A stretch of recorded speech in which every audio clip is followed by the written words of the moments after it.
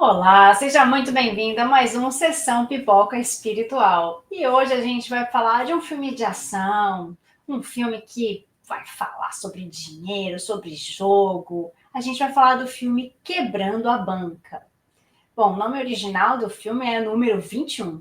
Se chama 21 o filme, né? Mas na tradução para o português ficou Quebrando a Banca. É um filme muito interessante, mas antes da gente começar a falar do filme, já que você está aqui com a gente, deixa aqui o seu like, coloca o seu joinha aqui pra gente no nosso canal do YouTube, Tatiana Benites. E também se inscreve no canal, se você ainda não se inscreveu, se inscreve no canal, clica ali no sininho, deixa aqui apontado para você receber todas as notificações que temos a nossa programação durante toda a nossa semana. E daí você recebe as notificações quando a gente tem a programação. E se você gosta desse tipo de conteúdo, avisa para os amigos, compartilha. Deixa também o seu comentário. Cada vez que a gente recebe comentário, a gente também consegue engajar mais o nosso canal. E a gente está precisando dessa forcinha, né? Então, deixa o seu comentário aqui para a gente no nosso canal. Se você está vendo a gente pela TV Mundo Maior ou ouvindo pela Rádio Boa Nova, entra depois no nosso canal para deixar o seu like, se você gosta do nosso conteúdo, segue a gente também e deixa ali seu comentário. Vocês também podem, através da rádio ou da TV, deixar comentários para a gente, sugerir novos filmes, novos desenhos ou novas séries que a gente também pode fazer uma análise espiritual aqui também no nosso canal. Lembrando que a gente já tem mais de 200 comentários de séries, filmes, desenhos que a gente já fez. Então entra no canal e vai lá ver a análise do filme que você mais gosta. Se não tiver, conta pra gente. Bom, agora que eu já fiz toda essa introdução, eu quero chamar o Damião para ele falar pra gente a ficha técnica desse filme que a gente vai falar Quebrando a Banca. Olha aí, obrigado, gratidão a você que vai junto com a gente em mais uma sessão Pipoca Espiritual. Estamos juntos. Quebrando a Banca. Data de lançamento, 28 de março de 2008, nos Estados Unidos. O diretor é o Robert Luketic. 2 horas, 3 minutos de duração, ação. Ben Campbell, um aluno brilhante do Instituto Tecnológico de Massachusetts, precisa de dinheiro para pagar as mensalidades da faculdade. Ele entra para um grupo de estudantes liderado pelo professor Michael Rosa, que usa seu conhecimento em matemática para ganhar em cassinos em Las Vegas. E, seduzido por sua bela colega e muito dinheiro, ele descobre que os riscos são maiores do que imaginava. Inspirados em fatos ocorridos na década de 90, transformados em uma matéria de revista, um filme muito bom e com muitas reflexões, né, Tati? Muitas reflexões. A gente vai trazer aí um monte de assuntos que eu acho que é importante a gente debater aqui, para que a gente também tire um pouquinho das nossas dúvidas sobre dinheiro, principalmente, né? Bom, mas antes da gente começar a fazer a nossa análise, vou passar aqui a nossa vinhetinha e depois a gente volta já analisando.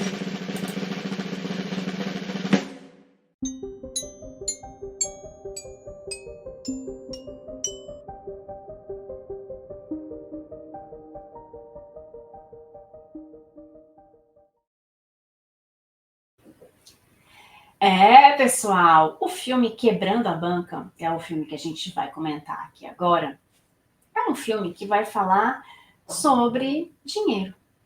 Basicamente isso. A gente vai falar sobre um filme onde uma necessidade leva as pessoas a entrarem no meio dos jogos. Exatamente, jogo de azar. É um grande problema atualmente que nós temos agora os jogos online. E isso está se tornando caso de polícia em muitos países do mundo, porque as pessoas estão viciadas nos jogos e existem muitos golpes que fazem com que as pessoas percam muito dinheiro nisso e cheguem a passar necessidade. Então, na história do filme, o menino quer fazer faculdade. Ele ainda está ali terminando o colégio e ele tem o sonho de fazer a faculdade, só que a faculdade é muito cara. Ele é um menino extremamente inteligente. E ele está com medo de não conseguir a bolsa, porque se ele não consegue a bolsa, ele não vai conseguir pagar. A família não tem dinheiro para pagar uma faculdade da que ele quer, que é muito cara, muito bem conceituada. Então, ele recebe uma proposta de um professor que o ensina a jogar cartas de baralho. E fala para ele, bom, a gente vai para cassinos e ganha muito dinheiro. Você, como é muito inteligente, pode ajudar a gente porque você tem a questão da memória muito fácil. Então, você memoriza as cartas e já sabe a carta que vem, a probabilidade daquela carta vir em seguida. Né? Eu que não entendo nada de jogo, não entendia muito bem essas probabilidades e essas coisas. Bom, eu não entendo nada de jogo nem de estatística e matemática, né? Sou da área da comunicação. Já me julguem, gente. Mas as pessoas que lidam muito com números, né? Elas sabem essa questão perdão, de decorar as cartas, as ordens, as probabilidades. Então, eles veem a possibilidade de ganhar muito dinheiro. E esse menino, a princípio, diz que não, que isso não é da índole dele, né? Ele não quer fazer esse tipo de coisa, mas as paixões, né? As paixões são um perigo para a nossa sociedade e para nós mesmos, né? Vocês já ficaram apaixonados? Vocês já viram como a gente se transforma? Como a gente não consegue pensar direito no que a gente está fazendo? Exatamente. Quando a gente se transforma, e quando a gente se apaixona por qualquer coisa, a gente se transforma. A gente não consegue raciocinar. A gente não consegue pensar direito no que a gente está fazendo, no que a gente está falando. E essa paixão nos consome. Foi o que aconteceu. Existia aí também um interesse amoroso, uma paixão, e juntou com a necessidade de ganhar o dinheiro. Então, as coisas se juntaram e quando a gente começa a ganhar alguma coisa, a gente fala, olha que legal essa sensação de ter, né? Daí tem uma situação e mostra pra gente, só mais um pouquinho. E daí a gente vai lá e faz de novo, porque é apaixonante esta sensação de oxitocina, né, do nosso corpo, essa alegria, né, esta sensação de eu venci, eu consigo, eu posso, né? Então, essa sensação de alegria temporária, ela vem com muita força, com essa paixão. Então, ele começa a jogar. Só que ele sai do seu estado normal. Porque ele, que era uma pessoa regrada, estudante, né, sempre estudava muito, ele era conhecido como do grupinho dos nerds, não tinha muitos amigos, não era popular, né, mas era muito conhecido porque ele era inteligente, né, e ele sai desse mundo dele para ir para o mundo em que ele não conhecia, o mundo dos prazeres. Né? E daí ele começa a se envolver nesse mundo dos prazeres. E o prazer é o ter. Então ele começa a ganhar dinheiro, e vai jogar uma vez, ele começa a ganhar muito dinheiro. Dinheiro que ele não conseguiria se ele trabalhasse numa lanchonete, se ele trabalhasse num escritório. Ele ganha muito de uma vez. E aquilo começa a crescer essa ganância. E como a ganância faz mal para nós, né? Como essas paixões materiais fazem mal para nós. Então, ele começa a ser uma pessoa gananciosa, ele começa a mentir para a mãe. Ele começa a mentir em casa, ele começa a mentir na escola. Então ele começa a ser uma pessoa que ele não era. Ele muda a personalidade dele para ele ter mais, né, Damião? Essa ganância. Olha, essa ganância que leva a ele me lembrou até aquela passagem de Jesus lá com Pedro, negar até os amigos, até negar os amigos se nega quando se está apaixonado. Mas vamos falar um pouco de ganância. Do filme Quebrando a Banca, mostra que a ganância pode levar as pessoas a tomar decisões erradas e enfrentar as consequências, mesmo que elas tenham boas intenções no início. A riqueza e a miséria são duas provas difíceis, sendo que a riqueza, pelas atrações, pelas tentações e pela fascinação que causa, é uma prova mais arriscada e mais perigosa, quando bem aplicada. A riqueza produz bem-estar social, conforto, saúde, alegria. Quando mal aplicada, gera fome, desespero, a aflição e uma série de outros males. Há uma diferença nítida no significado dos vocábulos ambição e ganância. Aurélio define o seguinte modo das palavras: ambição é o desejo ardente de alcançar um objetivo de ordem superior, uma aspiração, um desejo intenso. Ganância é ambição de ganho, ganho ilícito, ambição desmedida. A ganância é vista no Espiritismo como um caminho que leva ao egoísmo, ao orgulho, à vaidade.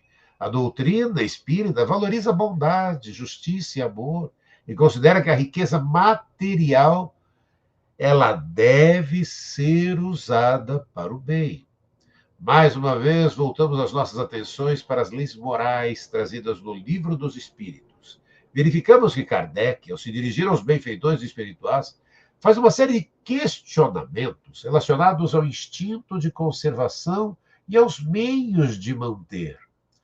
Todas essas perguntas foram condensadas no capítulo 5, intitulado Lei de Conservação, a partir da pergunta 702. Acontece, porém, e no que se refere a esse necessário para a conservação de cada indivíduo, que nem sempre, né, Tati, nos contentamos com o suficiente, com o indispensável. Graças à nossa ganância, ao nosso egoísmo, muitas misérias alcançam as criaturas humanas. Sobre isso, veja-se a parte do comentário do codificador na resposta à pergunta 707 de O Livro dos Espíritos. Há para todos lugar ao sol, mas a condição de aí tomar o seu e não o dos outros.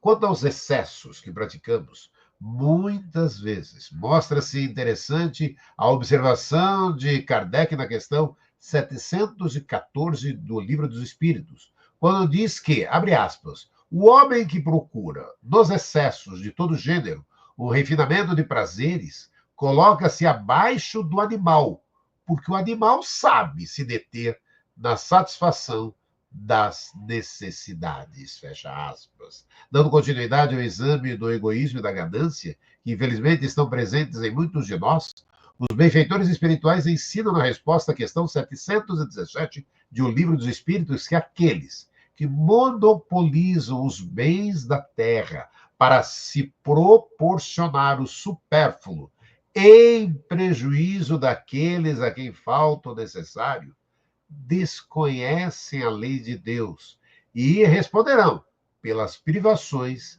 que terão feito suportar. E no filme a gente vê tudo isso, né? Tudo a partir da ganância, né, Tati? O filme, quando o Damião fala da ganância, né, que é uma questão de ambição desmedida e que fala sobre o egoísmo, né, a ganância leva ao egoísmo, ao egocentrismo e tudo mais, no filme mostra que ele se transforma e ele deixa de estar com os amigos de sempre, com as pessoas que sempre contaram com ele, para ficar na outra nova classe de amigos, que são aqueles que trazem mais benefício material, né? Então, ele esquece o benefício que ele tinha da amizade para ficar no benefício material, né, com novos amigos. Uma coisa também importante são as referências, né? A gente sempre tem como referência os nossos pais, as pessoas mais velhas, né, os nossos avós, os nossos tios e também os nossos professores. Então, quando um professor chega para nós e fala alguma coisa, esse profissional da educação, ele tem muita responsabilidade sobre o que ele está falando para um aluno, porque isso pode mexer com o ego dessa pessoa, né? Porque ele é um exemplo para nós. Isso pode mexer com as crenças, pode mexer com os nossos sentimentos, as nossas emoções, porque ele é esse exemplo. Assim como os líderes religiosos também são, né, se a gente segue alguma religião. Então, nesse caso, ele cede à vontade de um professor que dá esse exemplo e fala para ele, olha, eu sou professora há tantos anos, né? Eu faço isso. E a partir disso, você pode também fazer. Eu vejo em você muito potencial. Você seria a pessoa-chave. Imagina você ouvir isso de uma pessoa que é a sua referência. Então, é claro que a sua cabeça começa a mudar. Assim como quando nós somos pequenos, ouvimos algumas coisas dos professores que são negativas também. Você nunca vai ser nada, você não sabe nada, né? Você ouvir isso de pessoas que são exemplos, que são nossas referências, mexe com as nossas estruturas emocionais, né? E com as nossas cognições também. Então, essa influência deste exemplo fez com que mudasse a cabeça dele e fizesse crescer também a questão do poder, porque a nossa concepção do poder atualmente quem tem poder é quem tem mais. Quem tem mais é quem tem mais dinheiro, quem tem mais sabedoria, quem tem mais bens materiais. Então, essa questão do poder começa a crescer dentro dele por causa desse sentimento de ganância, desse sentimento de egoísmo que começa a crescer e também dele poder. Quando ele está com aquelas pessoas naquela condição, ele é uma pessoa empoderada. Ele é uma pessoa que ele pode tudo. E então ele começa a não medir o que ele está fazendo. Não ter os cuidados que ele deveria ter com essa ambição. Então, quando ele dizia, depois que eu consigo o dinheiro da faculdade, eu paro. Mas isso já se transformou num hábito se transformou num vício. E esse vício faz com que ele se sinta poderoso e que ele vá falar, não, vou fazer e tudo mais. E daí ele vai crescendo aquilo dentro dele e vai querendo mais e mais e mais. Isso é um vício, isso é um problema, isso é uma droga. Né? Isso é uma enfermidade, é uma doença. Então, começa na ambição e aquilo se transforma transforma a gente numa outra pessoa quando a gente tem um determinado vício.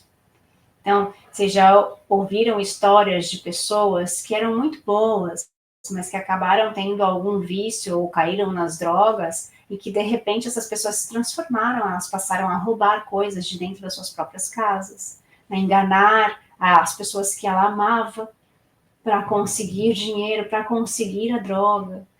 Então, isso é uma enfermidade. Não é que a pessoa mudou de caráter. O caráter dela continua o mesmo, só que ela está transformada psicologicamente. Né? Ela se deixou dominar por isso. E espiritualmente, o que isso diz?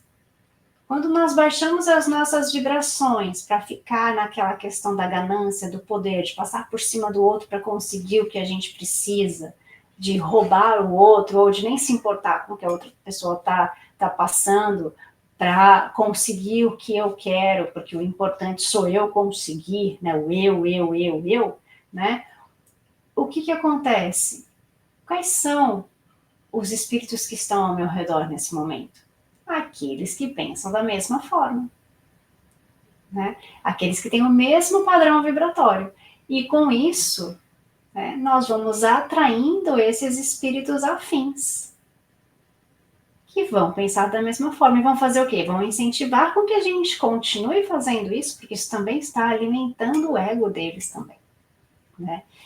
E claro, quanto mais a gente tem essa ganância de ter, mais você quer, né? E aí a gente começa a pensar, né? É o caminho mais fácil de conseguir o dinheiro. E será que o caminho mais fácil é o melhor caminho? Será que a porta larga é a melhor porta? Ou a melhor porta é a porta estreita? Né? Então, qual é a melhor porta para a gente nesse momento, né, Damião? Olha, vamos falar um pouco da Porta Estreita. Lindo filme, tá vendo? O filme é Quebrando a Banca, nos dá a oportunidade aqui na sessão Pipoca Espiritual de falar um pouco, isso que a Tati estava dizendo, o caminho mais fácil e o caminho mais difícil, é a Porta Estreita. Evangelho segundo o Espiritismo, a Porta Estreita. Entrai pela Porta Estreita, porque larga é a porta e espaçoso o caminho que leva à perdição, e muitos são os que entram por ela. Que estreita é a porta e que apertado o caminho que leva para a vida, e quão são poucos os que acertam com ela, né? E quando a gente fala em porta estreita, né, porque é a velha história, o próprio Evangelho está colocando bem isso, né? Uma é espaçosa, né? É o caminho que leva à perdição, e você vai vendo tudo isso no filme, você fala, aham. Agora, e a porta estreita, né? Apertada, que leva o caminho para a vida? E poucos ali vão parar e falar, para que eu vou fazer? Mas tem uma passagem num livro, olha, te convido a ler esse livro, eu acho lindo, lindo, lindo, O Reino, de Herculano Pires. Eu acho linda a passagem ali que fala justamente dessa porta estreita. Vou compartilhar com você. Vi o rico da parábola tão diferente daquele mendigo que comia as migalhas de sua mesa, caminhando por uma estrada circulante com o fardo de suas riquezas terrenas às suas costas. A estrada levava ao reino e subia como espiral em torno da montanha sagrada.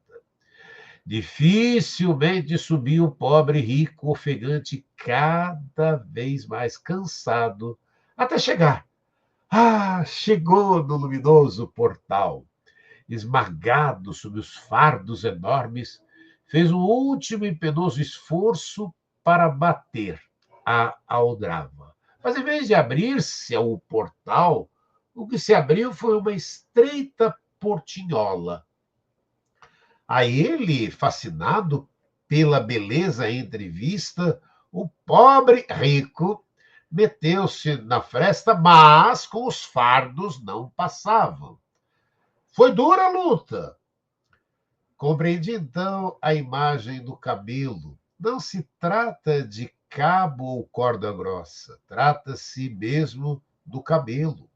O pobre cabelo rico não passava naquele fundo de agulha, porque os faraós não deixavam. Depois de muito lutar, o rico sentou-se ao lado da portinhola, que continuava aberta. Uma tranquila oferta, um convite de amor. Mas o rico se agarrava cada vez mais aos seus fardos, que ameaçavam rolar pela encosta. Oh, pobre rico, suava frio, olhava a portinhola aberta, abraçava loucamente o tesouro da perdição. As forças começaram a faltar-lhe. Pronto, um fardo escapou. Ele tentou alcançá-lo, sem largar os outros. Foi então que rolou para o abismo. Só quando ele já estava lá no fundo do precipício, a portinhola do reino fechou-se. Gente, eu acho lindo o convite para a sua leitura, o livro de Herculano Pires, O Reino.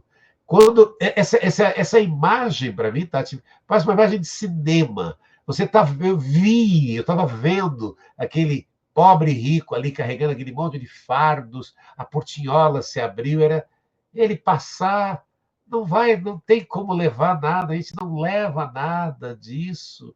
Mas ele queria, porque queria levar. Quando um fardo escapa, ele se agarra aquele fardo, aí os outros vão tudo. Gente, quando lá embaixo ele só vê a portinhola fechando, Tati. Será que vale a pena a gente fazer tudo isso? Será que enquanto a gente está aqui, vale a pena enganar? Vale a pena passar por cima do outro?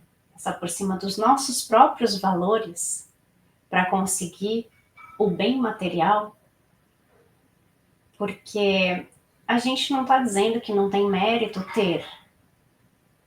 Enquanto nós estamos no mundo material, a gente precisa de muitas coisas para sobreviver. Mas a gente precisa do necessário. O supérfluo, ele pode ficar para lá. A gente pode ter um bom carro, uma boa casa, bons objetos, a gente pode ter. O que a gente não pode ter é essa ganância, essa ambição desmedida, onde a gente passa por cima dos outros para conseguir o que a gente quer ter. Porque daqui a gente não leva nada. A gente não vai levar o que a gente tem. Então, por mais que você seja apegada ao seu celular, ao seu carro, à sua casa, ao seu computador maravilhoso, você não vai levar. Então, o importante é que a gente consiga ser honesto, que a gente mantenha a nossa honestidade, a nossa benevolência, sendo honestos com os nossos próprios valores. Então, ele era um menino bom. Ele era um menino bom, ele fazia com que a mãe acreditasse nele, ele era um menino que se dedicava aos estudos, aos amigos, à família, e que de repente ele passou por cima de todos esses valores para ter. Ele passou por cima dos valores e do respeito com a mãe, porque ele passou a mentir para a mãe para conseguir o que ele queria materialmente. Então, quando a gente vai passar para o plano espiritual, a gente vai tendo essa consciência do que a gente fez, do que a gente deixou de fazer. Ninguém vai estar lá para julgar a gente. A porta está lá aberta. A gente vai ter que conseguir passar com os nossos méritos, com os nossos fracassos. Será que a gente passa? Será que então foi bom a gente vê aquela porta gigante da facilidade e passando por cima de todo mundo, a gente atropelar todos para conseguir o que a gente queria sem pensar no sentimento do outro? Isso, quem vai julgar quando a gente chegar lá somos nós mesmos. Ninguém vai chegar para a gente, vai apontar o dedo e falar, você fez isso, isso e isso. Sabe por quê? Porque lá a nossa consciência vai falar mais alto. Vai ser o momento em que a nossa consciência vai falar, agora eu deixo você saber de tudo que você fez de uma forma diferente. E aí é o que a gente vai levar com a gente. Gente, eu espero que tenha servido para vocês essa reflexão aqui do filme Quebrando a Banca e que a gente consiga levar com a gente esse ensinamento da humildade, né, da ambição e que a gente consiga colocar isso em prática. Na semana que vem, a gente volta com mais uma análise espiritual de um novo filme. Um beijo, gente. Fiquem com Deus e tchau, tchau.